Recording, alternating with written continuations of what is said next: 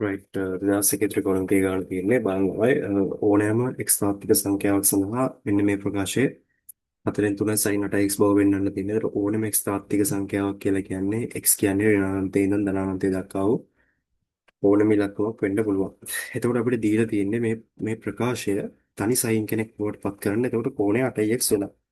කෝණය ගැන ලොකුට හිතන්න යන්න එපා. කෝණය ඔටෝ සෙට් වෙවි ළමයි ඒක 8x එන විදිය. එකම ටාගට් එක තියාගන්න මේ ඔක්කොම පද ටික තනි සයින් කෙනෙක් කරගන්න ඕනි කියලා. එතකොට පළවෙනි කාරණාව තනි සයින් කෙනෙක් කරගන්න බැරි හේතුව මොකද්ද?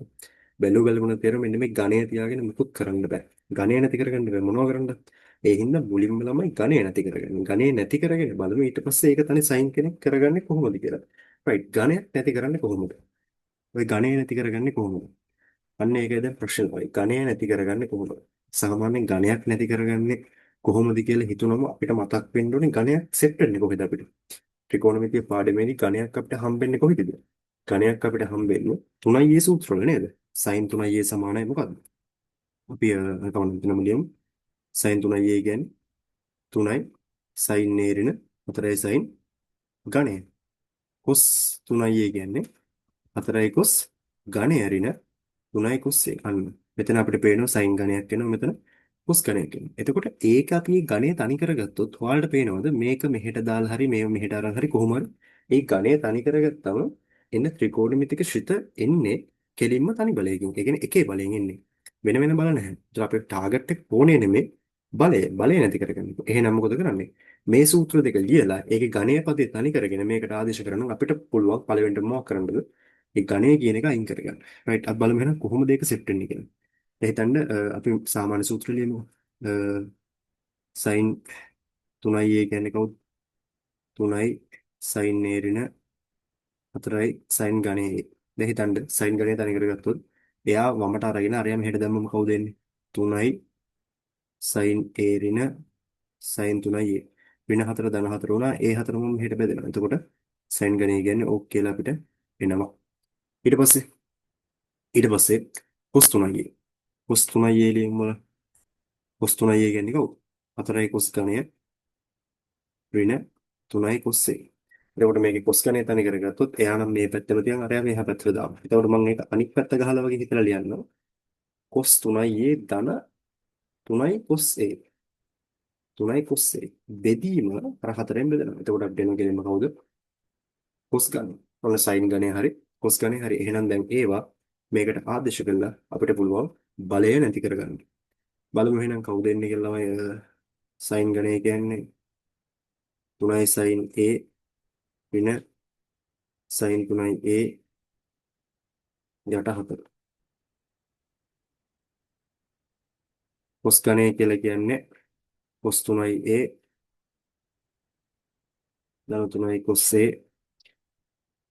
බෙදීම 4 sin 6x. හෝ ළමයි මම a කියලා නේද දැම්මේ. a නෙමෙයි නෙන්න ඕනේ නේද? මෙතන a එකක් නෙමෙයිනේ තියෙන්නේ. දැන් එතකොට මෙතන අර කෝණයට 90 පෑන්න දැන් මෙතන කෝණය 2x තියෙන්නේ. කෝණය 2x. ඒතර හිතලා බලන්න. මේක නිකන් හරියට මෙතන a කියන්නේ 2x වුණා වගේ. a 2x නම් මෙයා ඉන්නවනේ කවුද? a වගේ තුන් ගුණයක්. ඒ කියන්නේ කීයද? 6x කෙනෙක් එන්න ඕනේ. මෙතන එන්න ඕනේ 2x කෙනෙක්. එතකොට මේ සූත්‍ර දෙක ඒ විදිහට දෙකෙන් බලන්න. මෙතන එන්න ඕනේ 2x කෙනෙක්, මෙතන එන්න ඕනේ 6x කෙනෙක්. එතකොට එන්නේ කවුද? sin ඝණය 2x කියලා කියන්නේ 3යි sin 2x ඍණ sin 6x. ඊට පස්සේ මෙතන cos 3i එන්න ඕනේ. ඒ කියන්නේ cos කවුද එන්න ඕනේ? 6x එන්න ඕනේ. cos 6x ධන 3i cos 2x කියලා අපිට එන්න ඕන ඔය විදිහ එකක් එන්න.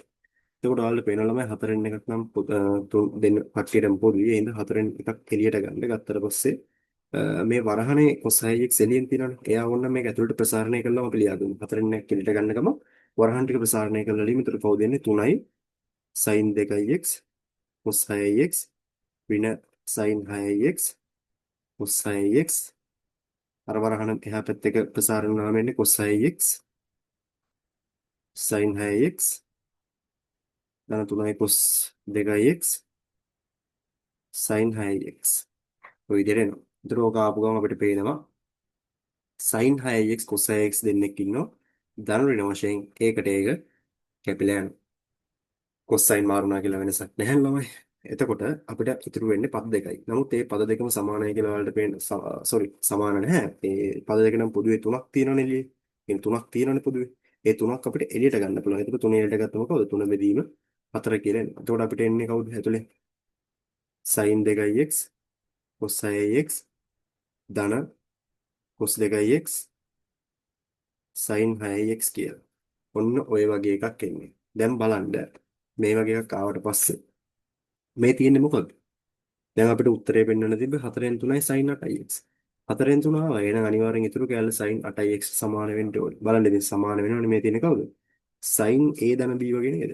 sin 2ix ධන 6ix නිකන් a ධන b සූත්‍රයෙන් ලියුවා වගේ. sin a cos b ධන cos a sin b. sin 2x cos 6x ධන cos 2x sin 6x. Simple. එහෙනම් අපි කියන්න පුළුවන් මෙයා කවුද? sin 8ix. මෙයා sin 8ix right hand side right. එහෙනම් අපි ඔන්න පළවෙනි එක පෙන්නුවා. මෙන්න මේ ප්‍රකාශයේ 4න් 3යි sin 8ix වෙනවා කියනවා. ඊට පස්සේ අපිට කියනවා මෙන්න මේ ප්‍රකාශයෙන්ම සමානයි a කියන සමීකරණය විසඳිය හැකි එහි යගයන් අපෝණය කරන්න. හොඳට බලන්න ප්‍රශ්නේ පටල ගන්න එපා ළමයි. මේක සමාන වෙනවලු a කියන ඉලක්කමකට. ඒ කියන්නේ මොකක් හරි තාත්වික සංඛ්‍යාවක් වෙන්න තියලා කියලාත් නැහැ ඒක. ඒ කියන්නේ මොකක් හරි ඉලක්කම. දැන් අපිට කියන්නේ සමීකරණේ විසඳන්න කියලා නෙමෙයි. දැන් විසඳන්න කියලා කියනවා x හොයන්න කියලා නේ කියන්නේ. x හොයන්න කියලා කියන්නේ සාධාරණ විසඳුම් ගැන. මේක එහෙම දෙයක් නෙමෙයි කියන්නේ. මේක කියන්නේ මේ සමීකරණය විසඳන්න පුළුවන් ඒවල අගය අපෝහණය කරන්න සරලව කිව්වොත් ඒයි අගය පරාසයක් හරි යට ගන්න පුළුවන් අගයන් මොනවද කියන එක නහන්නේ. අන්න ඒක ගැන සැලකිලිමත් වෙන්න ළමයි. එතකොට මේ ප්‍රකාශය ඒ වෙනවා කියලා කියන්නේ කෙලින්ම ඉතින් දැන් අපි පෙන්නුවනේ මේක 4න් 3යි sin 8ix සමානයි කියලා. අපි ඒක ලියලාම එමුකෝ. දැන් sin ඝනය 2x cos 6x ධන cos ඝනය 2x sin 6x. දැන් මේක සමානයි a වෙන විදිහට ඒට ගන්න පුළුවන් වගේ පරාසයන් ටික නෙහන්නේ. එතකොට දැන් මේකේ මෙයාලා කොහොමත් කියනවා අපෝහණය කියලා වචනේ දීලා තියෙනවා. අනිවාර්යෙන් ඉතින් අපෝහණය කියලා දුන්නා පස්සේ උඩින් ගත් එකෙන් තමයි ගන්න තියෙන්නේ. ඉතින් උඩින් ගත් එකට මේක සම්බන්ධ කරන්න පුළුවන්කම ගන්න මේක වෙනකොට ලියන්න පුළුවන් කවුද? 4න් 3යි sin 8ix. ඉතින් එහෙනම් අපි කියමු මේ ඉන්නේ කවුද? 4න් 3යි sin 8ix සමානයි a. ඉතින් දැන් අපිට ඕනේ මොකද්ද? මේකට ගන්න පුළුවන්, ඒ කියන්නේ a වලට ගන්න පුළුවන් අගයන් මොනවද? නැතුව සාධාරණ විසඳුමක් හොයන්න නෙමෙයි. ඉතින් කොහොමද ඒක අපි ගන්නෙ? a වලට ගන්න පුළුවන් අගයන්. දැන් මෙතන වෙනස් වෙන්නේ කවුද? x. මොකද x කියන්නේ එයාලා කියන විචලනයක්. ඒක තාත්වික සංඛ්‍යාවක්. ඕනෙම තාත්වික සංඛ්‍යාවක්. ඉතින් x ට ඕනෙම තාත්වික සංඛ්‍යාවක් දැම්මම මේ පදේ වෙනස් වෙනවා. sin පදේ. ඉතින් ඒක වෙනස් වීම මත a වෙනස් වෙනවනේ. එතකොට අන්න අපි හොයන්න ඕනේ a ට ගන්න පුළුවන් අගේ පරාසය මොකක්ද කියලා. ඉතින් ඔය ත්‍රිකෝණමිතික ශ්‍රිතයක් දීලා අගේ පරාසයක් අහනකොට හැම වෙලෙම මතක තියාගන්න sin වලයි cos වලයි අනිවාර්යෙන් sin cos තමයි තියෙන tan දෙන්නේ නැහැ සාමාන්‍යයෙන් tan දුන්නම පරාසයක් ගන්න නම් තින්න දනානන්ත දක්වා ඕනෙම ඉලක්කමක් තියෙනවා. හැබැයි cos වලයි sin වලයි තියෙන විශේෂත්වය තමයි මොකද්ද? cos වලයි sin වලයි අගේ පවතින්නේ ඒ ඇතුලේ තියෙන පදේ මොකක් වුණත් ඍණ එකක් ධන එකක් අතර නේද? අනිවාර්යෙන් තියෙන්න ඕන ළමයි. කියන්නේ මේ ප්‍රකාශයේ sin එක ඇතුලේ කෝණය මොකක් වුණත් sin දුවන්නේ ඍණ එකයි ධන එකයි අතර විතරයි. sin පදයක් cos පදයක් දුවන්නේ ර්ණ එකයි ධන එකයි අතර විතරයි. ප්‍රස්ථාරයෙන් අපිට පේනවනේ. ඍණ එකට අඩු වෙන්නත් බෑ ධන එකට වැඩි වෙන්නත් බෑ. එහෙනම් අපිට කියන්න ඕනේ මොකද්ද? සියලු x සඳහා. දැන් සියලු x සඳහා කියලා ඕන සිංහලෙන් කියන්න පුළුවන් නැත්නම් සිම්බල් එකක් තියෙන මෙන්න මේ වගේ සියලු x. නිකන් a අකුර මෙහෙම a අකුර ලියලා අනිත් පැත්ත ගහුවා වගේ හිතන්න බලන්න.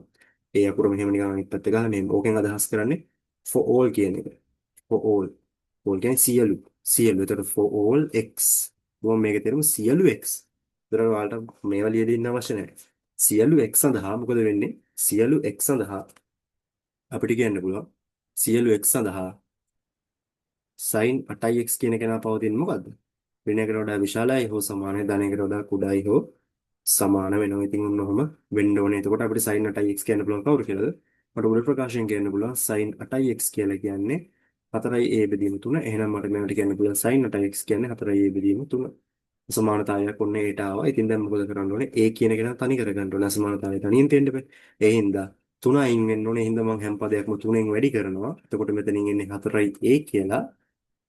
නමුත් ඒ 4යි a වල 4 අයින් වෙන්න ඕනේ. ඉතින් මම හැම පදයක්ම 4ෙන් බෙදෙනවා. එතකොට මෙතන 4ෙන් බෙදෙනවා. මෙතන 4ට 4 කැපිලා යනවා. මෙතන 4ෙන් බෙදෙනවා. ඉතින් වෙන 4ෙන් 3ට වඩා a විශාලයි. ධන 4ෙන් 3ට වඩා කුඩායි කියලා අපිට ඒ වලගේ පරාසය ගන්න පුළුවන්. ඉතින් ඔන්න පළවෙනි පාර්ට් එක ඉවර කරන්න පුළුවන් අපිට. ඒක අමාරු දෙයක් නෙවෙයි.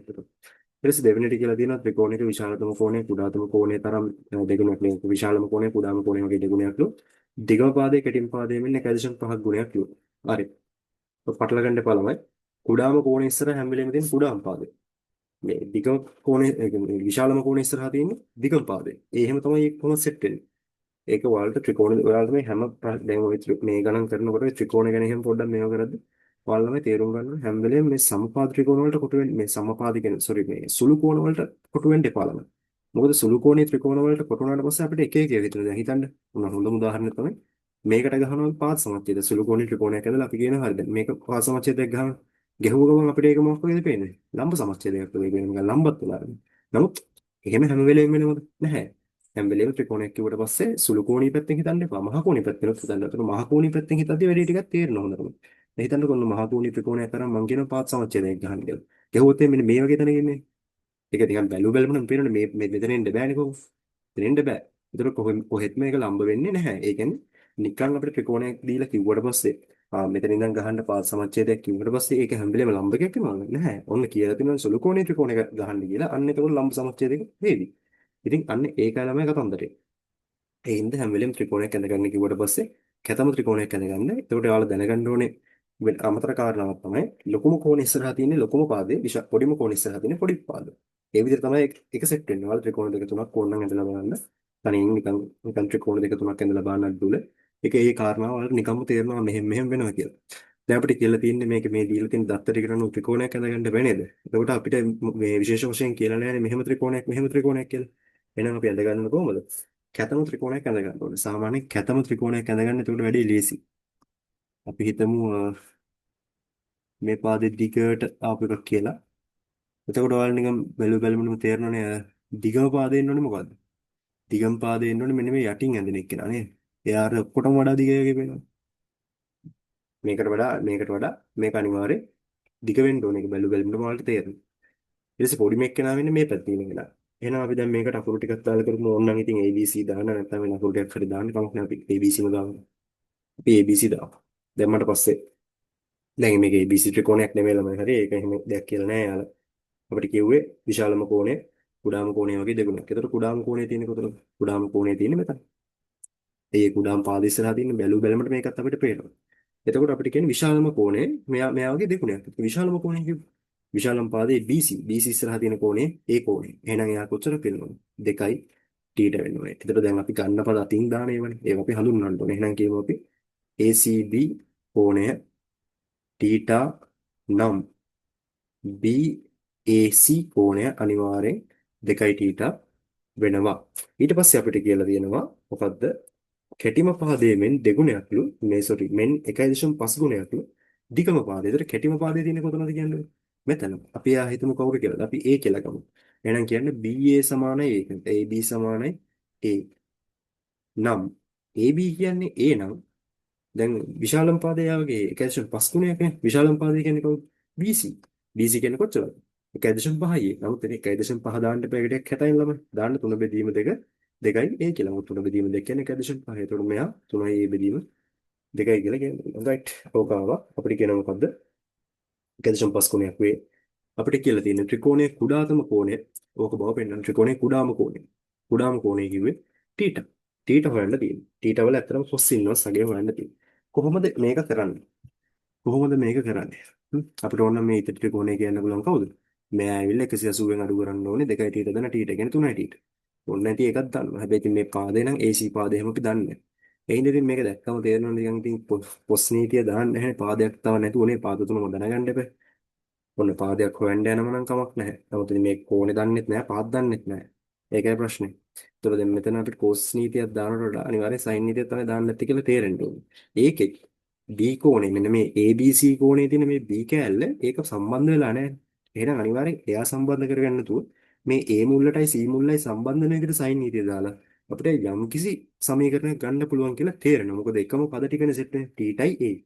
එතකොට ඒක කැපිලා යන්න පුළුවන් කියලා අපිට නිකන් හිතෙනවනේ. විශේෂයෙන් මේ පාදයේ දිගවල් ගත්තට පස්සේ ඒ උඩ එන දෙන්න කැපිලා යනවනේ. එතකොට අපිට ටීට තනි වෙලා ටීට හොයාගන්න පුළුවන් වගේ දෙයක් තේරෙනවා. එහෙනම් අපි නිකන් දාලා බලමු කොහොමද මේක වෙන්නේ කියලා. අපි කියමු ABC ත්‍රිකෝණයට sin නීතිය.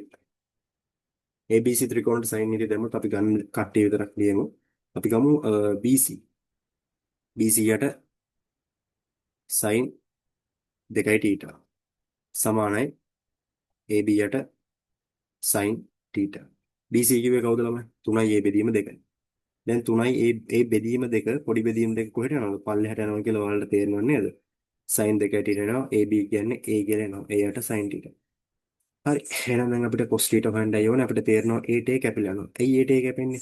AT කැපෙන ළමයි ඒ කියන්නේ නියතයක් නේ. ඒක දැක්කම තේරෙන පාදයක දිගක් නේ. මේ ඇත්තටම මම ඔක කලින් ගානෙත් සාකච්ඡා කළා. එහෙම එහෙම යම්කිසි පදයකට පදයක් කපන්න බෑ. ඒ පදේ බිඳුවක් නම් බිඳුවක් වෙන්නේ නැත්නම් තමයි කපන්න පුළුවන්. ඒ හින්දායි ඔය සමහර තැන්වල කියන්නේ sin පදයකට sin පදයක් කපන්න එපා. තහනම් ඒ කියන්නේ විශේෂයෙන් sin x වගේ sin x මේ දෙපැත්ත තිබ්බොත් ත්‍රිකෝණමිතියදී අපි ඕක කපන්නේ නැහැ. තහනම් කියන්නේ හේතුව අපි දන්නේ නැහැ මෙයා බිඳුවක් වෙයිද කියලා. ඒකයි මේ ඇත්ත කතාව ඒකයි බිඳුවක් වුණොත් අපි උත්තරෙන් කැලලක් කපන්න කියන්නේ බිඳුව එන උත්තරේ අපි කපලා එතකොට අපි උත්තරයක් අඩුයි අර ඒ හින්දා කපන්න එපා කියන්නේ නමුත් ඒ සයින් පදයක් වුණත් ඒක නියත කෝණයක් නම් නියත කෙනෙක් නම් එයා බිඳුව නෙමෙයි නම් බය නැතුව කපන්න පුළුවන් බිඳුව නෙමෙයි කියලා ෂුවර් ෂොට් වලට කියන්න පුළුවන් නම් අනිවාර්යෙන් මේක මේ ගාන පවතින ඉතින් පාදේ දිගක් තියෙන්න බෑ එතකොට ඒ අනිවාර්යෙන් ධනයිනේ ඒ හින්දා ඒටේ කපන්න පුළුවන් ඕන්න නැති කියන්න පුළුවන් නමුත් ඒක අවශ්‍ය නැති ඕන කෙනෙක්ට තේරෙනවා ඒටේ කපන්න පුළුවන් ඒක අනිවාර්යෙන් පාදික දිගක් එතකොට ඉතින් අපිට දැන් මොකක්ද ඊළඟට කරගන්න පුළුවන් දේ? ඊළඟට කරන්න පුළුවන් දේ වශයෙන් ඔයාලට තේරෙනවනේ sin 2 θ sin θ cos θ හොයන්න ඕනේ. දැන් ගමන් තේරෙනවා sin 2 θ මොකක්ද දැම්මම හරිද? 2 සූත්‍රය දැම්මම හරි නේද ලාම? 3න් 2යි මෙයා sin 2 θ sin θ ඕනනම් එහා පැත්තට දාන්න මම අමාරු කරලා ලියන්නම් 2යි sin θ cos θ යට sin θ සමානයි 3 බෙදීම 2යි. ඔන්න මම දැන් බය නැතුව sin θ ට sin θ කපනවා. ඒකට හේතුව ඇයි? ළමයි θ කියන්නේ අනිවාර්යෙන් පවතින්න ඕන බිඳුවක් වෙන්න බෑනේ. sin අගයක් බිඳුව වෙන්නේ අන්න ඒව ගැන ඔයාලට හොඳ අදහසක් තියෙන්න ඕනේ. sin අගයක් බිඳුව වෙන්නේ කොහෙද ළමයි? එක්ක බිඳුවේදී එක්ක 180 වෙදී. මේ θ කෝණය බිඳුව වෙන්නවත් බෑ 180 වෙන්නත් බෑ. මොකද බිඳුවක් වුණොත් ත්‍රිකෝණයක් පවතින්නේ නැහැ. 180ක් වුණොත් ත්‍රිකෝණයක් පවතින්නේ නැහැ. ඒකට සරල රේඛාවක් එනවනේ. එහෙනම් කොහෙත්ම මේක θ බිඳුවක් වෙන්න බෑ. මොකක් හරි අගයක් නමුත් බිඳුවක් කියන්නේ θ බිඳුවක් වෙන්නේ නැහැ 180ක් වෙන්නේ නැහැ කියන තර්කය මත sin θ පදේ බිඳුවක් වෙන්නේ නැහැ. හිතන්නකො θ බිඳුවක් වෙන්නේ නැත්නම් 180ක් වෙන්නේ නැත්නම් sin θ බිඳුවක් වෙන්නේ නැහැනේ කොහොමත් අගේ අවුට්පුට් එක. ඒ හින්දා ඒකට එක් කපන්න අපිට පුළුවන්. අන්න එතකොට ඔයාලට තේරෙනවා cos θ නිකම්ම ලියන්න පුළුවන් කවුද? cos θ සමානයි 3 බෙදීම 4යි කියලා. cos θ 3 බෙදීම 4යි ලියුණා. θ සමානයි කවුරු කියලා එනවද? cos ඉන්වර්ස් 3 බෙදීම 4යි. ඔයාලට ඕනනම් කියන්න පුළුවන් ළමයි මෙහෙම. දැන් මේ සයින් දැන් කැපුවනේ. කැපුවට පස්සේ කියන්න ඕන නම් ඉතින් මේ θ කියන කෝණය අනිවාර්යෙන් පවතින්න ඕනේ කවුරු අතරද කියලා හිතන්න. කියන්නේ sin θ සමානයි බිඳුව කිව්වත් හරිය නැත්නම් θ කෝණේ පවතින පරාසය ගැන කියන්නේ. මේක මේ ගාන මේ පවතිනවා නම් අනිත් එක දැන් මේ θ කියන්නේ මොන කෝණෙද? සුළු කෝණය. එතකොට මේ කෝණ ඔක්කොගෙම අයික්කේ කීයද? 180යි. ඉතින් හිතන්න 180ක් වෙච්ච මේ මුළු අයික්කේ 180ක් වෙච්ච තැන පොඩිම කෝණය අනිවාර්යෙන් මොකද වෙන්න ඕනේ? 180ට වඩා අඩු වෙන්න ඕනේ. ඇත්ත කතාවේ 180ටත් වඩා නෙමෙයි ලවල් 90ටත් වඩා අඩු වෙන්න ඕනේ කියලා මම කියන පිළිගන්නවද කියලා බලන්න. ටීට කෝණය අනිවාර්යෙන් මේ කියන විදිහට 90ටත් වඩා අඩු විය යුතුයි. ඇයි ඒ?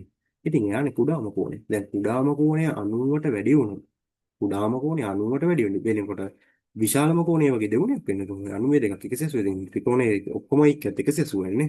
ඉතින් අනිවාර්යෙන් 90ට අඩු වෙන්න ඕනේ. පොඩිම කෝණය 90ට වඩා අඩු වෙන්න ඕනේ. අරයා මහා කෝණයක් වෙන්න පුළුවන්. ඒක ප්‍රශ්නයක් නෑ. එතකොට අන්නේ තර්කයේ මත අපිට කියන්න පුළුවන් මොකද්ද? මෙයාට නෑ කපන්න පුළුවන් මේක. ඉතින් මක් නිසාද? ඕනනම් නෙමෙයි අතර මේ කියනවා නම් හොඳයි ළමයි. හේතු ටික කියන්න. මේ බිඳුවට වඩා අනිවාර්යෙන් විශාල වෙන්න ඕනේ. 90ට වඩා කුඩා වෙන්න ඕනේ. සමාන වෙන්නත් බෑ ළමයි 90ට. එහෙම වුණොත් වැඩි අවුල් වෙනවා. බිඳුවත් 90ත් අතර සෝරි තීටා සයින් නෙමෙයි. තීටා බිඳුවත් 90ත් අතර පවතින හින්දා. හරි එහෙනම් ඔන්න පළවෙනි එක පෙන්නුවා 3න් 4න් 3යි කොසින්වර්ස් කියලා අදාළ කෝණය. ඊට පස්සේ අපිට කියනවා මධ්‍ය පාදයේ දිග සෙන්ටිමීටර් 10ක් බව දීලා තියෙනවා. මධ්‍ය පාදය කියලා කියන්නේ මොකක්ද? මධ්‍ය පාදය කියලා කියන්නේ මෙන්න මේ AC කැල්ල. මෙයා කියන කොච්චරද AC කියන්නේ සෙන්ටිමීටර් 10ක්. මෙයා සෙන්ටිමීටර් 10 කියලා අපිට දීලා තියෙනවා. මෙයා සෙන්ටිමීටර් 10ක් නම් අනෙක් පාද දෙකේ දිගවල ටික හොයන්න කියලා තියෙනවා. ඉතින් මොකද කරන්න ළමයි? බලන්න නිකම්ම තේරෙනවනේ දැන් පාදයක දිගක් ඕනනේ කොස්නීතියද කියලා හිතනවා නේද ළමයි? කොස්නීතිය ඕනනම් දාන්න පුළුවන් වගේ නිකන් පාදයක දිගක් පාගන්න එහෙම. නමුත් එකපාරට කලබල වෙන්න බෑ. දැන් සයින් නීතිනේ අපි හෙව්වේ. අපි දන්නවා AC පාදය. ඕනනම් අපිට මේ කෝණය කියන්නත් පුළුවන් කවුද? phi ඍණ 3යි ඊට ඉස්සෙල්ලා කිව්වා වගේ. එතකොට අපිට එතෙන්ද ඕනනම් මොකක් දාන්න පුළුවන්ද? එතෙන්ද දාන්න පුළුවන් සයින් නීතිය නේද?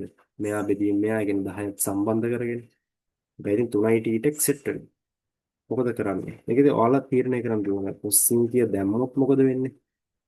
අපි AC ට දැම්ම කියමු. sorry AC ට දාන්න එපා. අපි AB පාදයට දැම්ම කියමු. AB පාදේ A වර්ග සමානයි. එතකොට මේ පාද දෙකේ වර්ගය ධන ඍණ දෙවාරයක් දෙන්නයි ගුණිතේ වාරයක් cos θ කියලා cos θ හොයලා තියෙන්නේ. එතකොට අපිට හැම දෙයක් ගන්න පුළුවන්. හැබැයි ඔයාලට තේරෙන එතකොට වර්ගජ ප්‍රකාශයක් එනවා. එතකොට අපිට A හොයාගන්න පුළුවන්. නමුත් වර්ගජ ප්‍රකාශයක් එනවා. එතකොට ඊට වඩා ලේසි විදිහක් නැද්ද? නැත්තම් ඒක කරමු. අපිට ලේසි දෙයකට තියෙන්නේ මොකද්ද? සයින් නීතිය. දැන් අපි ලිව්වනේ ඉස්සෙල්ලා සයින් නීතිය. දැන් මම මෙතන මේක කවුන්ට් කරලා පල්ලෙහා ලියමුකෝ. කවුන්ට් කරනවා මේ ඔයාලා මේක ලියනකොට ඒක කම්ප්ලීට් කරගෙන මම මෙතනම ලියන්න නැත්නම් අපේ වෙලා යනවා නිකන්. එතකොට බලන්න මෙතන සමානයි. දැන් හිතන්න අපි දැන් මෙතන සයින් නීතිය මේ අමතර කැලේ ලියන්නේ. BC යට සයින් 2යි ඩීට AB යට සයින් ඩීට දැන් මේක එනවා කවුද? AC යට සයින් 5 ඍණ 3යි ඩීට කියලා. ඉතින් ඔන්න ඔහොම කැලලක් එනවා. ඉතින් ඕක ආවට පස්සේ අපිට තේරෙන්න ඕනේ හරි. දැන් මේක ලියන්න පුළුවන් කොහොමද? BC කිව්වේ 3A බෙදීම 2. BC කිව්වේ 3A බෙදීම 2 යට sin 2යි θ. AB කිව්වේ A යට sin θ. AC කියලා කිව්වේ 10. 10 යට sin 180 වැදිලා අඩු වුණාම මොකද වෙන්නේ? 5 ඍණ කෝණයක් කියන්නේ ඒ කෝණයමනේ sin 3යි θ sin 3යි θම කියලා අපිට සෙට් වෙනවා. ඉතින් ඔන්න ඔහොම එකක් ආවට පස්සේ මොකද්ද වෙන්නේ ඔයාලට? ඒ හොයාගන්න බෑද? ඒ හොයාගත්ත කියන්නේ ඔක්කොම හොයාගත්ත වගේ තමයි ඉතින්. හොයාගන්න බෑද? අපි cos θ දන්නවනේ. අපි cos θ 4න් 3යි කියලා දන්නවා. මුකුත් කරගන්න බෑද අපිට? පුළුවන් නේද ළමයි? ඔයාලට පේනවද මෙන්න මේ 10ත් එක්ක මෙන්න මේකත් එක කැමති ජෝඩුවක් සලකලා අපිට වැඩේ කරගන්න පුළුවන්. ලේසිම ජෝඩුව විදිහට වෙන්නේ මෙන්න මේ දෙන්නේ. මොකක්ද? එයට sin θ සමානයි 10ට sin 3යි θ. අපිට කියන්න පුළුවන් කෙලින්ම මෙතන හරියනම් ඒ ටික කම්ප්ලීට් කරගන්නවා. මම ඒක ලිව්වේ නැහැ. ඒකට අපිට කියන්න පුළුවන් එයට sin θ සමානයි 10ට sin 3යි θ කියලා. එතකොට ඒක එහෙම ලිව්වට පස්සේ අපිට පුළුවන් මොකක් කරන්නද? ඒ හොයාගන්න ක්‍රමයක් බලන්න. ඒ හොයාගන්න පුළුවන් නේද කොහොමද? ඒ හොයාගන්න පුළුවන්. මෙයා මෙහෙට වැඩි කරමු sin θ sin 3යි θ. sin 3යි θ දැක්ක ගමන් මතක් වෙන ඉතින් 3යි ඒ සූත්‍රය තමයි දාන්න තියෙන්නේ. ගානේ උඩත් ඒකනේ කරන්න තිබ්බේ. එතකොට කවුද එන්නේ? 3යි sin ඒ 3යි sin θ වෙන 4යි sin ඝනය θ. ඒක ලිව්ව ගමන් ඔයාලා තේරෙනවා sin පදයක් ඔක්කොම කැපිලා යනවා. sin පදයක් කපලා දාන්න පුළුවන්. හේතුව sin θ බිඳුවක් වෙන්නේ නැහැ. අපි ඒක ඉස්සෙල්ලා කතා කරා. ඒක කෙලින්ම කපලා දැම්මත් ප්‍රශ්නයක් නෑ. එතකොට එන්නේ 10ට 3 හැම පදයකින්ම sin කැපිලා යනවා. ඒකට උඩත් sin කැප මෙතනත් sin කැපෙනවා. මෙතනත් sin කැපෙනවා. මෙතනත් sin කැපෙනවා. 4යි sin වර්ග කියලා එනවා. කියන්නෝ ඉතින් අර හේතුව මක් නිසාදයක් බිඳුවත් 90ක් අතර θ පවතින හින්දා. එතකොට දැන් මොකද්ද කරන්න තියෙන්නේ? අපි දන්නවා cos θ අපිට sin θ. ඕන ඉතින් මෙහෙමයි. θ බිඳුවක් කියන්නේ මේක අපි දන්නවනේ බිඳුව 90ත් අතර තියෙනවා කියලා. එතකොට ත්‍රිකෝණයක් ගහලා අපිට කියන්න පුළුවන් පාදයේ දිගවල මේ කියන්නේ මේ කෝණය කියන්නේ sin cos tan කීයද කියලා. ඔයාලට ත්‍රිකෝණයක් අඳින්න එපා කියන්නේ ඊට කියන අගය පරාසය දන්නේ නැත්තම්. මොකද අගය පරාසය දන්නවනම් අපිට කියන්න පුළුවන් ත්‍රිකෝණයක් ගහලා එන අගය ඒක ධන එකක්ද ඍණ එකක්ද කියලා. ඒ මොකක්ද මේ කතන්දරේ? ඒ කියන්නේ තමයි දැන් සාමාන්‍යයෙන් අපි නිකන් ටීට ගැන අදහසක් නැතුව හිතන්න වට පහෙන් 3යි කියලා sin ටීට දීලා තිබ්බ කියලා. සම්මුඛ පාදයේ 3යි කර්ණේ 5යි. මධ්‍ය 4යිනේ. එතකොට මේ ටීට අපි දන්නේ අපි මෙහෙම ටීට කියලා මෙහෙම ගත්තට හැම වෙලෙම මේ ටීට සුළු කොනක් වෙන්නේ නැහැ. හොඳම උදාහරණය දැන් මේ ප්‍රස්ථාරය ගත්තට පස්සේ ප්‍රස්ථාරය මෙහෙම යනකොට බිඳුව 90 අතර අගයන් විතර තිබෙන්නේ නැහැ නේද? 180 270 ඕනේ අගයක් වෙන්න පුළුවන්. එතකොට ඒ අගයන් වලට අදාළ මොකද වෙන්නේ? sin cos ඒ අගයන් ධනද ඍණද කියලා තීරණය වෙනවා. එතකොට අපි මෙහෙම නිකන් ත්‍රිකෝණයක් ඇඳ පළියට අපිට එහෙම කියන්න බෑ. දැන් අපි මේ sin θ 3 බෙදීම 5න් 3 නම් අපි කියනවා cos θ 5න් 4 කියලා. එහෙම අපිට හරියටම කියන්න බෑනේ. ඒ අගේ පරාසය සමහරවල්ලාට දැන් හිතන්නකෝ. මෙන්න මේ වගේ තැනක මෙයා දනුනාට cos දනම වෙනවද? නැහැනේ. cos අගේ 5න් 4 තමයි. ඔව් cos 5න් 4 තමයි. හැබැයි ධනද ඍණද කියලා අපි දන්නේ නැහැ. මේ tan කියන්නේ 3 බෙදීම 4 තමයි. ඒත් අපි දන්නේ නැහැ ධනද ඍණද කියලා. ඒකට තමයි ළමයාට වෘත්තපාදක ඉගෙන ගන්න. ඕල්සෙන් තෝමස් කොලෙජ් දාලා. ඒ කියන්නේ බිඳුවේ ඉඳන් 90ට ඔක්කොම ධනයි. හැබැයි 90 ඉඳන් 180ට sin විතරයි දාන්නේ. ඊට පස්සේ tan විතරයි. ඊට පස්සේ cos විතරයි. ඉතින් අන්න එතනම හිතලා බලන්න බිඳුවත් 90ත් අතර අගයන් පවතිනකොට අපිට කිසි බයක් නැතුව මොනව කරන්න පුළුවන්? ත්‍රිකෝණයක් ඇඳලා sin හොයන්න පුළුවන්. ඒතකොට මෙතනත් එහෙම හොයන්න පුළුවන් හේතුව ටීට බිඳුවත් 90ත් අතර පවතින හින්දා. හැබැයි වෙන තැන්වල එහෙම කරන්න යන්න එපා ළමයි. වෙන තැන්වල එහෙම කරන්න යන්න එපා. අන්න ඔය හේතුව හින්දා තමයි ත්‍රිකෝණයක් අඳින්න එපා කියලා කියන්නේ. ඒතකොට පුළුවන් තරම් අපි හොයාගත්ත අගය ඇසුරෙන් ඒක අපි ගන්න ඒක නැත්නම් මට sin data හොයලා මෙතන ගන්න පුළුවන් කිසි ප්‍රශ්නයක් නැහැ. හැබැයි ඊට වඩා හොඳම දේ අපි cos data හෙව්වනේ කීයද? 4න් 3යි. එහෙනම් අපි cos data මෙතන හදාගන්න බලමු. මහලු අමාරු දෙයක් නෙමෙයි නේ හදාගන්න එක. සයින් වර්ගය කියන්නේ කවුද? ඒක ඍණ කොස් වර්ගය කියලා අපිට ලියන්න පුළුවන්. ඉතින් ලිව්වට පස්සේ නිකම්ම ඔයාලට තේරෙනවා. මෙතනින් ඍණ 4යි ඍණ කොස් වර්ගය ගුණ වුණාම 4යි කොස් වර්ග ටීට මෙතනින් ඍණ 4ක් ආවම ඍණ 4ෙන් 3ක් ඍණ එකක් කියලා. එතකොට 10ට 4යි කොස් වර්ග කියලා කියන්නේ කොස් ටීට කියන්නේ 3 බෙදීම 4යි 3 බෙදීම 4 වර්ග වුණාම 9 බෙදීම 16 9 බෙදීම 16 ඍණ 1 කියලා. එන්නතර එන්න උඩ 160යි 16න් වැඩි කරන් යන හැම පදයක්ම මෙතන නම් වරක් 4 36 ඍණ 16ක් කියලා. 36න් 16ක් ගියාම ඍණ 20යි. සෝරි ධන 20යි 20යි වෙනවා. ධන 20යි. එතකොට එන්නේ කවුද? 8යි නේද? ඒ කියන්නේ 8ක් කියලා එන්නේ. ඒ කියන්නේ 8යි. ඉතින් අපි පාද ටික බලමු. ඒ කියන්නේ 8යි නම් අපිට කියන්න පුළුවන් AB කියන්නේ මෙයා 8ක් වෙනවා. මෙයා කවුරු වෙනවද? මෙයා ඒ කියන්නේ 8ක් වෙනකොට 8 දෙකෙන් බෙදනම 4යි 4 3 12යි. මෙයා 8යි සෙන්ටිමීටර්. මෙයා 12යි සෙන්ටිමීටර්. අවසාන වශයෙන් කියන්නේ AB කියන්නේ අවසාන වශයෙන් කියන්නේ AB කියන්නේ 8යි සෙන්ටිමීටර්. BC කියන්නේ 12යි සෙන්ටිමීටර්. රයිට්. එච්චරයි අපෙන් අහලා තියෙන්නේ. ඒ විදිහට අපිට 2001 ගාන අවසන් කරගන්න පුළුවන්.